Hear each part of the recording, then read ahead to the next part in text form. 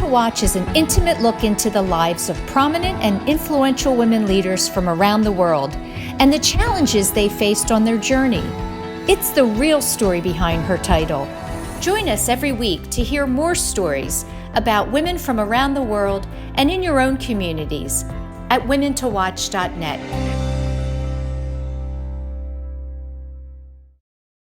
Hi, everyone, and welcome back to another week of Women to Watch. I'm Sue Rocco.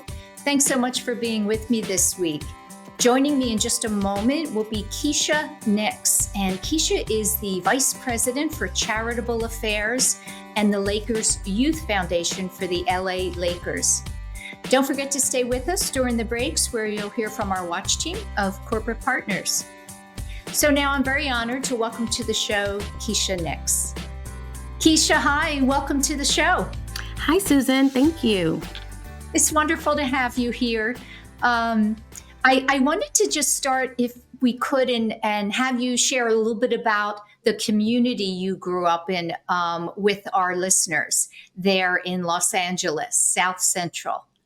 Yeah, so I grew up in South Central Los Angeles, which is, part of the underserved communities of Los Angeles. So that's where I was born and raised.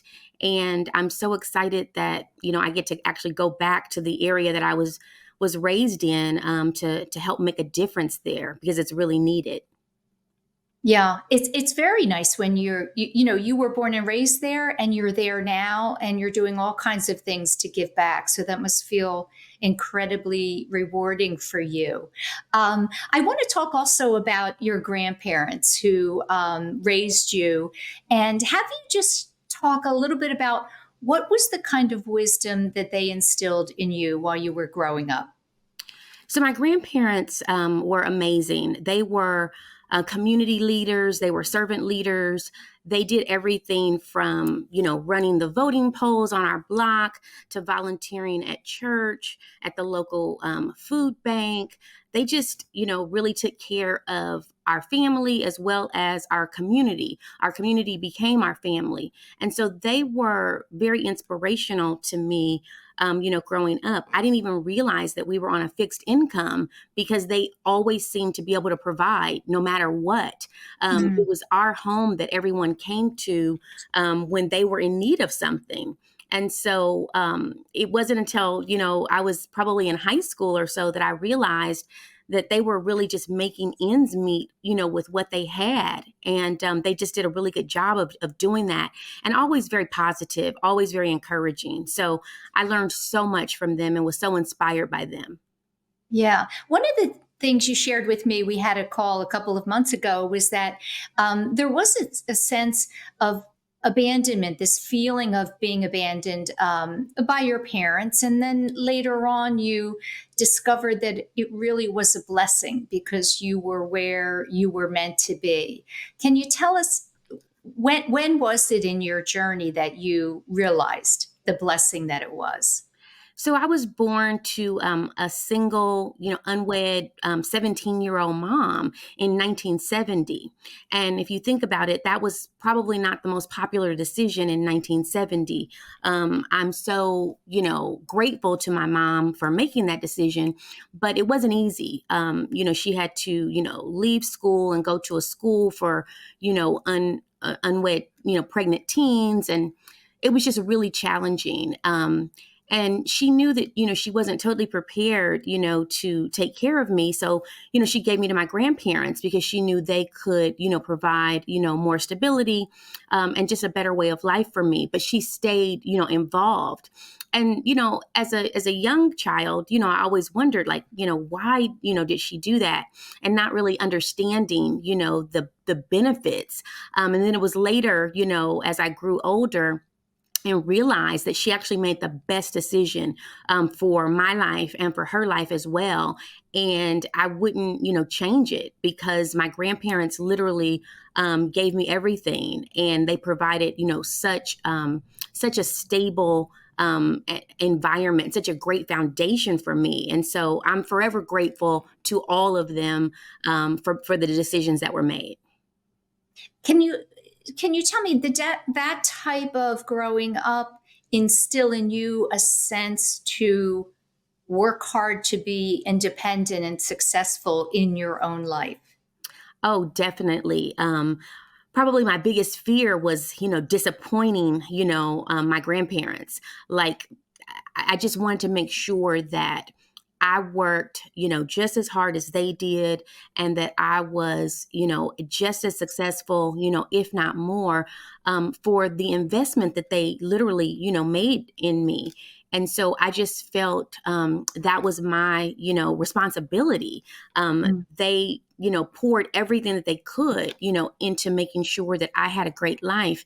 And so to make them proud, to succeed was the way that I could pay them back. Yeah.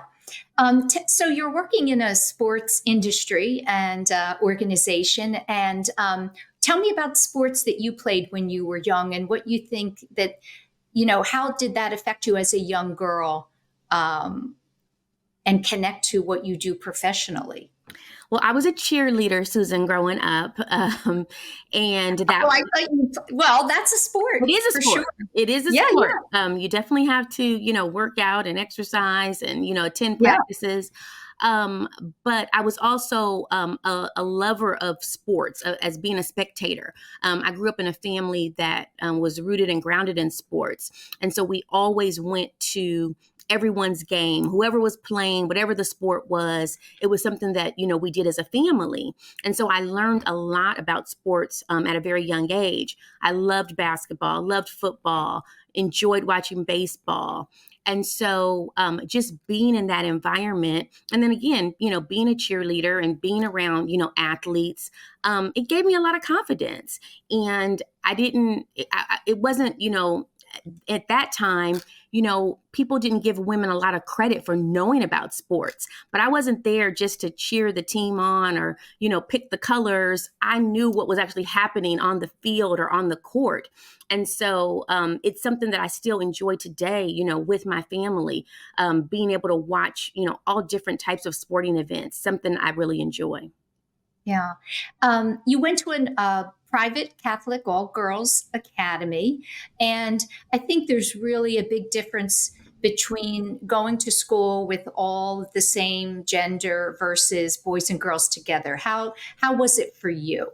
How did it instill confidence in you? Well, it's funny. Elementary school, I went to a private school, Catholic school as well, and it was co-ed. But then when it was time to go to high school, we all had decisions, and the majority of my friends all chose to go to, either the all girls school or the all, boys school. And it was just something that, we did during that time. We didn't think about, going to the co-ed high schools, or it wasn't as popular.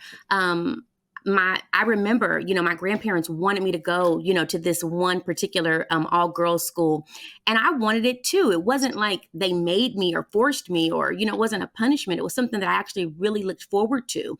The school had a really good reputation, and I got there and felt that I had made the right decision. I made relationships that I still have literally to this day. And we had interaction with the all boys schools. So we had like brother schools. So I could choose to be, a cheerleader at my school or at the local, boys school. So I did a lot of activities, with the all male school. So I felt like I had the best of both worlds. I could go to class, during the day and actually concentrate and not be distracted, by Mhm. the guy sitting next to me. And then when I got out of school, I could certainly participate in all the activities there. I was a cheerleader for 4 years at the boys' school. I was the homecoming queen at the boys' school. You Oh, know, wow. yeah, so I did a lot of activities, and so I felt like I got a really good balance. I think one of the greatest benefits is of the all girls environment is that ability to go and just kind of fully be yourself, and not have the distraction, as you said. yes, you're not worried about, so much what you look like when you woke up that morning, or, what you're wearing. We really didn't have to worry about that because we all wore the same thing. Um, but Well, my daughter, she went to an all-girls school, and sometimes they'd roll out of bed and just go to school, I guess if it was a dress down day, in their sweats and their hair all a mess. yeah. And it was interesting that there was that lack of pressure. Exactly, exactly. I mean, there's always going to be pressure from somewhere, as an adolescent, but to remove that part of the pressure, I think is so smart, especially, when I look at, nowadays, I'm so grateful that I had that experience. And again, those relationships, building that sisterhood, and building the confidence, as young women.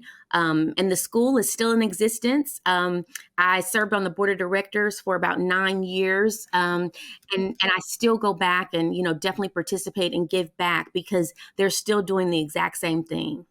Yeah, that's awesome. So you went to the University of Nevada, Yes. and tell me how did you decide, what was it about that particular school, and how did you choose what your studies were going to be? Well, just the opposite of the conversation we just had about not concentrating on boys. I actually followed a boy there, Susan. Oh, Yeah, so my it happens. it happens. It happens. So it was my, high school sweetheart was a basketball player, and he went to University of Nevada on a scholarship to play basketball. And at the time, I did not think I would follow. I applied to, several schools, all out of state, because I definitely wanted to go away to college. And I thought I was going to end up in New Orleans at Xavier University or at Howard in Washington, D.C. I had applied and been accepted. And then, a year, later or into this, I decided that I would go to University of Nevada. And so I did that, majored in English there, and met so many wonderful people that I'm still, acquainted with. And just had a really, great college experience in Nevada. And I was close enough that I could get home, a lot easier than being, halfway across the country. Yeah. So what were your aspirations then, majoring in English? Were you thinking about being a teacher, or? Yeah, I did not want to be a teacher. I thought I was going to go to law school. My minor was criminal justice, but I remember just getting really good advice that I should not major in something that I didn't like. And I loved English. I always excelled at English. Even, in high school, I was in all the honors English classes. I loved to read. I loved to write. I loved creative writing. And so when I went to college, I, really remembered that, what was told to me. And so instead of majoring in what I thought was going to, make me the most money or make me the most successful, I decided to major in something that I actually enjoyed so that I had a better chance of succeeding. And I knew that with English, whatever I decided, I was going to have to use English every day of my life. Yes. And Yes. so I thought, what, let me just, park it here. I mean, I took a lot of other interesting classes like sociology and psychology and communications, but I really excelled in English. And so that's where I started. And I thought I would go, go on to law school. So I did the minor in criminal justice, which was extremely interesting. And I bet. yeah. And so I'm glad that I did that. My journey didn't exactly go that way, but the English degree definitely helps. Yeah, it's never a straight line, never. No. Listen, Kiesha, we're going to go into our first break. And when we come back, I want to talk about how you landed at Merrill Lynch, ironically, after being an English major. Okay. Stay with us for our Good News Watch segment with Christy McCaffrey, and we'll be back with Kiesha Nix. Hi, I'm Christy McCaffrey, founder and owner of Be the Good Media, and I'm here to share some good news with you. I wanted to share with you about a recent guest I had on my podcast named Jessie Sheridan. Jessie is the founder of a community called Habitual, and her mission really is to help other women rise to their fullest potential.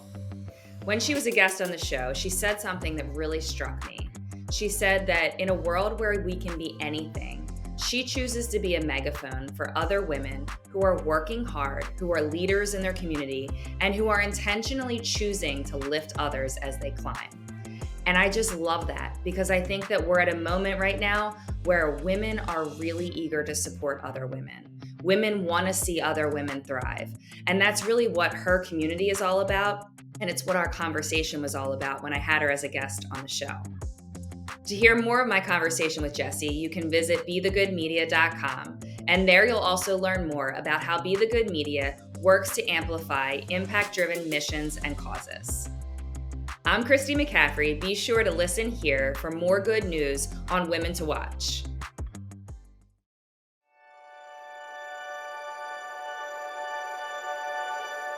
We are CHOP, and we can't wait to show you around. We're the nation's first children's hospital. Now, a care network with more than 50 locations that continues to expand. 3 state-of-the-art research buildings with 1.5 million square feet of space. We have grown from 12 beds 165 years ago to nearly 600 beds and one of the best children's hospitals in the world. We have a level 1 trauma center, 11 floors of patient units, more than 20 operating rooms, first of its kind delivery unit for babies with birth defects, a separate cardiac operative and catheterization suite, and places to learn, like our internationally recognized simulation center. We have trained generations of leaders in the field of pediatrics. We are world leaders in medicine, surgery, and science. One of the top recipients in NIH funding for pediatric research. In this building, pioneers in CAR T therapy, mitochondrial disease, brain tumors, hyperinsulinism, and other rare diseases. Here, groundbreaking work in fetal surgery, genetics and genomics, and neurology. In our newest building, leaders in social determinants of health, clinical informatics and epidemiology, autism, trauma and injury prevention. Our patients come from every state and 115 countries.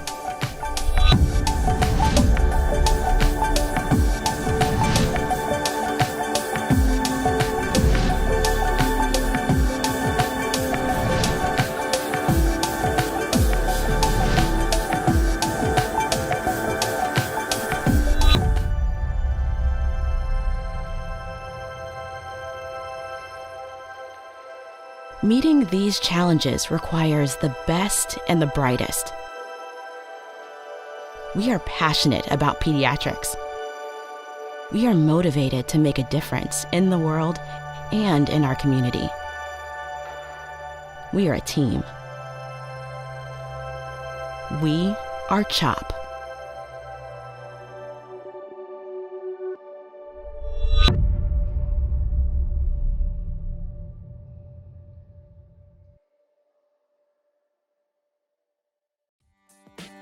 Welcome back to the show. I'm joined this week by Kiesha Nix. Kiesha is Vice President for Charitable Affairs with the LA Lakers and also the Lakers Youth Foundation.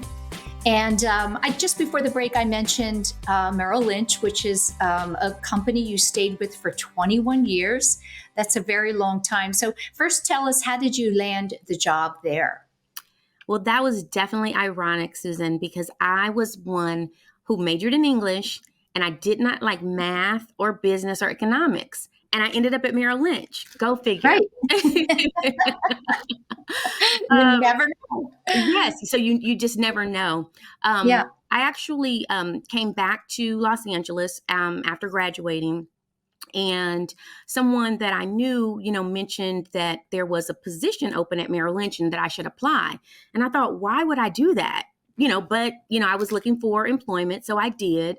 And ironically enough, they loved the fact that I didn't have any experience. They thought it would be easier to train me from, scratch than to take someone, with experience. So they took a chance on this, young 24-year-old English major, with no business experience. And I landed, in what I thought would be a job that became a career, and, definitely a life-changing experience for me. Started there, at 24 years old. And that was back in 1994. And shortly after I started working there, I found out that I was actually pregnant with my one and only son. And at that time, I was really afraid because I didn't know, if I would be able to keep my job. I didn't know what would happen, to me. And so I didn't really tell anyone for about 6 months. And, it worked out. I had my son. I came back to work.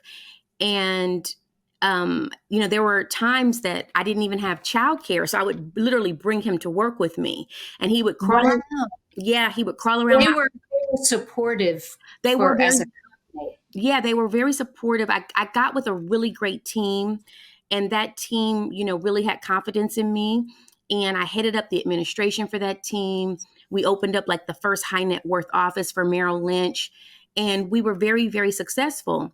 And so again, my son was, welcomed into that Merrill Lynch family, so much so that I started there at 24, and 24 years later, at 24, my son actually started at Merrill Lynch at the same office. Yes. Wow. That's a legacy. Wow. It really is. And he's now a senior financial advisor at Merrill Lynch. Oh my gosh. Tell me what did they have you actually doing when you were fresh out of school? When I was fresh out of school, I was a backup administrative assistant, on an established team. But I had people, that I was learning from, how to open accounts, how to, transfer funds, the basics, so to speak. And I did that in that role for a couple of years. And then I transferred, to another office, and they were looking for someone to head up administration for a large producer that had come over from the competition. And I thought certainly that wouldn't be me because I really didn't think I had the experience or would be able to, really succeed in that role just yet. But there was one manager who just really believed in me, had a lot of confidence, thought that I was, very intelligent, and wanted to give me an opportunity. And he did. And I literally stayed with that team for the next 16 years of my career. Yeah. Wow. Kiesha, when you look back, what do you think it was about you that he saw, that he knew he selected the right person for that job? I think he saw, my eagerness to learn, to get experience. He saw the motivation, the inspiration in me. I wanted to make sure that I was successful because I had a life that I was taking care of. I was a single mom. And so I wanted to make sure that, I did everything that I could to provide opportunities, for my son. And so I was just, young and eager. And, he also, would spend time talking to me. So he knew that, I was intelligent, that I was articulate, that I, really wanted to do something special and make a difference. It wasn't just a job at that point. It really had morphed into a career and something that, I was really proud of. And I wanted to be a part of, creating, change and being successful for the company. Yeah, that's wonderful. So you moved into community relations, is that right, with Merrill Lynch? Well, I stayed at Merrill for 18 years, and I did high net worth finance for 18 years. I did community relations on the side as more of a hobby and a passion. I always joke and say, one day I'm going to open the mailbox and there's going to be, this rebate, they're going to come back retroactive for me. But I did that, especially for our office. I headed all of our community and volunteer efforts. And it was amazing, Susan, because it was a way for me to connect the community in which I grew up, South Central Los Angeles, Watts, Compton, East LA, to connect those communities with finance, high net worth finance, brokers and clients who actually had a desire to give and to, give back and to make a difference, but they needed someone to navigate for them. They didn't know where to go or where to make their deposit, of philanthropic funds. And so I was the conduit. I was the person right there in the middle that connected the two. And so it was great. And I did that, like I said, for, 18 years on top of, my day job. And then when the mortgage crisis happened back in like 2007, 2008, and Bank of America bought Merrill Lynch, I was asked to consider moving to community relations on the Bank of America side. Okay. And I thought, oh no, I don't want to do this for real. I like doing it the way that I'm doing it. Just on the side. Just on the side. It was going to be a huge pay cut. And my son was now 17 years old and going off to college. And so it was really not a popular time for me to make, a decision like that. But a couple of my mentors came to me and they said, listen, you never liked finance. You fell into this and you became very successful, but your passion is really the community. And so here's an opportunity for you to do what you really want to do. And we feel as though if you don't take this, you'll never end up where you really want to be. And so, I, took some time and really thought it through and prayed about it. And then I stepped out on faith and took a huge pay cut at not the best time in my life. And I moved into community relations full time with Bank of America. Wow. And wouldn't you say that move is what led you to the LA Lakers? It is indeed the move that led me there, because when it was time to make the move to the Lakers, Jeannie Buss called one of her best friends over at the Los Angeles Dodgers to ask if he knew of anyone. Well, I was managing Bank of America's relationship with the Dodgers at the time. And so the person she called knew me and knew my work ethic very well because he had seen me, work for those 3 years, even though I didn't work for them directly. She would have never called someone at Merrill Lynch, in finance, looking for someone to come over and lead the Lakers Foundation. So that very move is definitely what led, me to where I am now. Yeah, your journey is so interesting in the twists and turns, and I think it really speaks to the importance of kind of really always listening to your intuition and following it, even if it doesn't appear to be part of your plan. Yes. Right? Yes. It has to be your intuition. No one can kind of tell you. You have to know, because people always ask me now, how did you leave a career that you had for 21 years? Well, I knew that it was time, and I knew that what was calling me was the next thing in my career, in my journey. And I never looked back, and I don't regret any of those decisions. But you have to know for yourself before you make those types of decisions. Yes. And here it incorporates so many of the things that you love, sports and the community and helping the residents of, the area where you grew up. Yes. Tell me, this is a really important question because it's a big deal. What does it mean to you to be the very first Black female vice president within this LA Laker organization? It means so much to me, Susan, to have been able to achieve that accomplishment and to be able to, show up in spaces and rooms and places to encourage young people that look like me, that if I did this, they can also do the same thing. And so I'm just really, excited that the Lakers, saw enough in me, to give me that opportunity. The responsibility, is big, but I feel as though, I try and live up to that, every day, and just encourage, other youth, other women, other minorities that, if I can do this, you can do it too. Yeah. I know that you must meet really cool people, notable people, athletes, celebrities. You know, it's just kind of the nature of your business. And you formed a relationship with Magic Johnson, and he was one of the very first to call you and congratulate you when you stepped into the role. Tell us something about, you know, what have you learned from him, and a little bit about the relationship you have. I believe he helped your son as well. Yes, I have known Magic for a long time.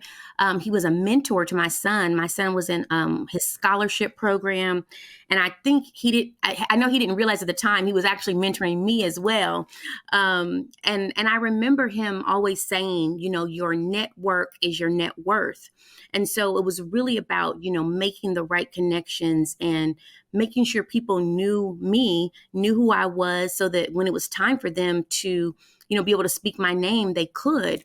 And he was always just very positive and very, very motivating, you know, very encouraging, knowing, you know, how he grew up, you know, in a, you know, underserved area, how he made a way, you know, for him, for his family, how he has given back, you know, to change the lives of so many. And so I've always had, you know, a huge level of respect for him, for his wife Cookie, for their philanthropic efforts that, you know, they are continually doing. And so it was ironic. I was on a Zoom call, and I got a phone call from his office, and I didn't want to take the call because I was, you know, busy. And I thought it was about a project that we were working on.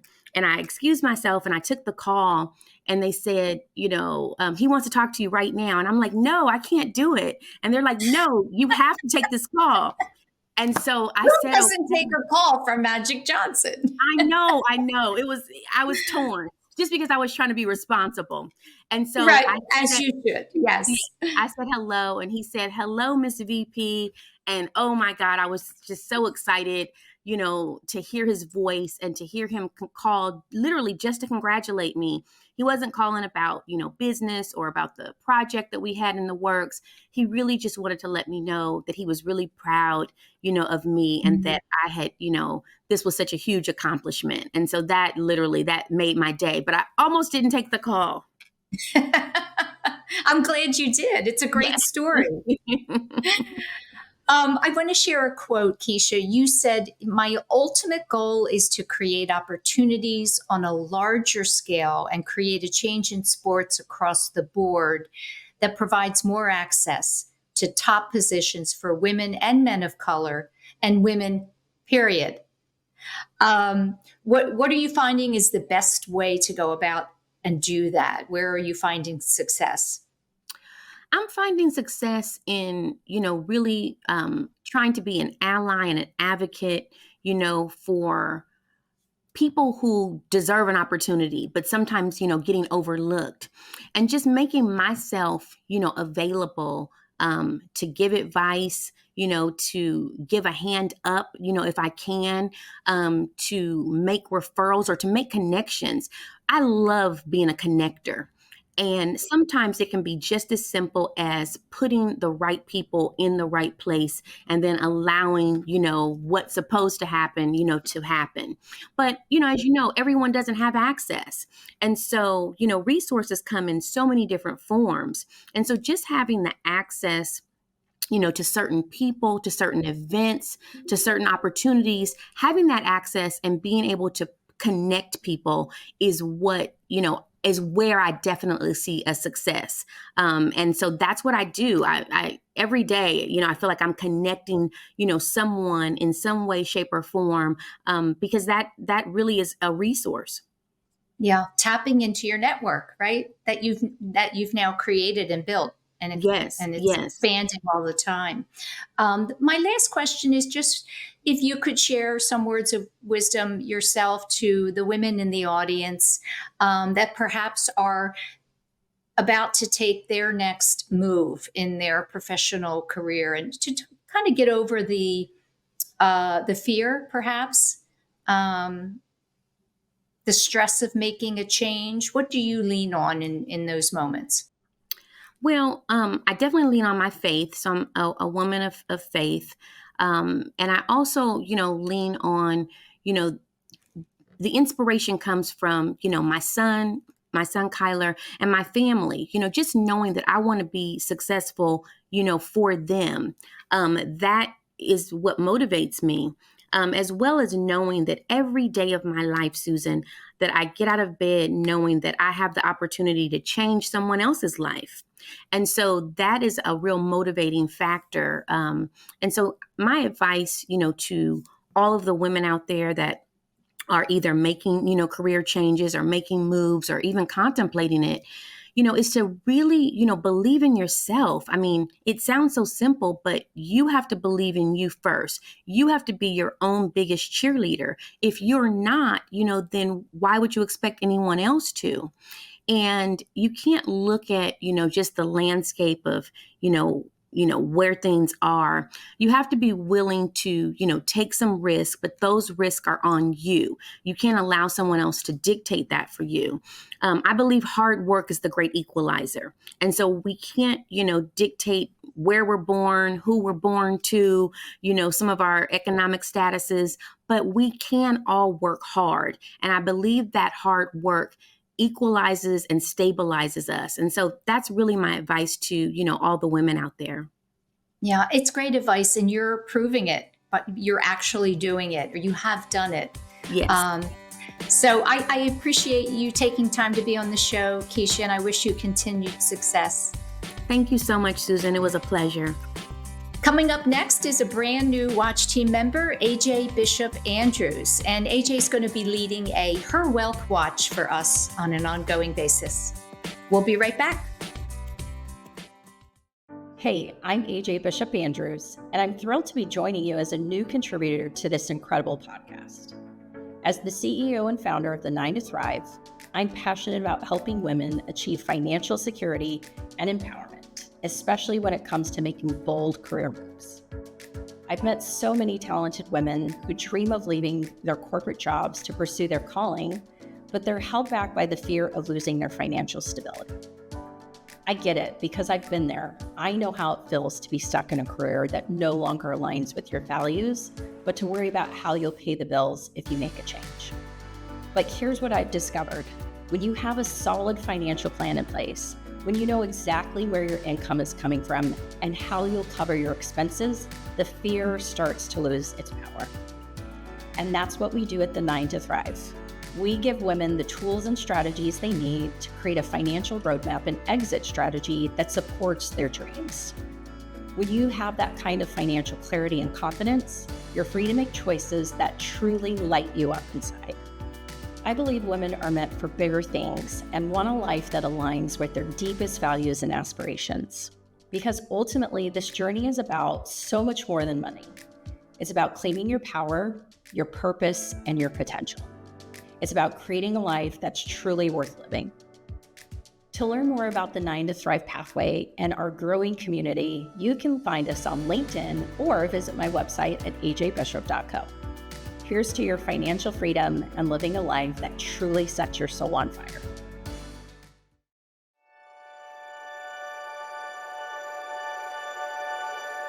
We are CHOP, and we can't wait to show you around. We're the nation's first children's hospital. Now, a care network with more than 50 locations that continues to expand.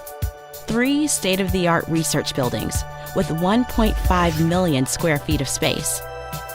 We have grown from 12 beds 165 years ago to nearly 600 beds and one of the best children's hospitals in the world. We have a level 1 trauma center, 11 floors of patient units, more than 20 operating rooms, first of its kind delivery unit for babies with birth defects, a separate cardiac operative and catheterization suite, and places to learn, like our internationally recognized simulation center. We have trained generations of leaders in the field of pediatrics. We are world leaders in medicine, surgery, and science. One of the top recipients in NIH funding for pediatric research. In this building, pioneers in CAR T therapy, mitochondrial disease, brain tumors, hyperinsulinism, and other rare diseases. Here, groundbreaking work in fetal surgery, genetics and genomics, and neurology. In our newest building, leaders in social determinants of health, clinical informatics and epidemiology, autism, trauma and injury prevention. Our patients come from every state and 115 countries.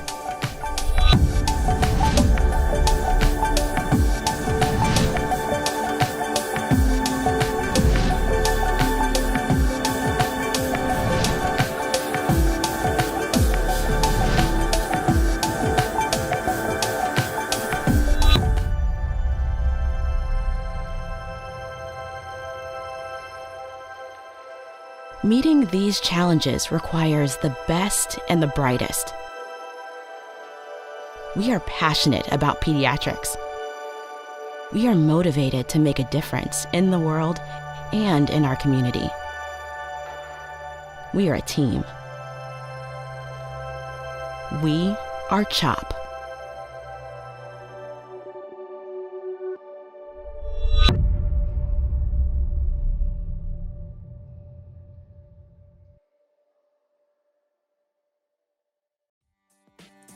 That's it, everyone, for another week of Women to Watch. Thanks so much for being with me. Next week, I'll be speaking with Jamie Geer, and Jamie is the Chief Marketing Officer for DexCare. Thank you, as always, to our sponsors and our Watch team of corporate partners, and I hope you all have a great week.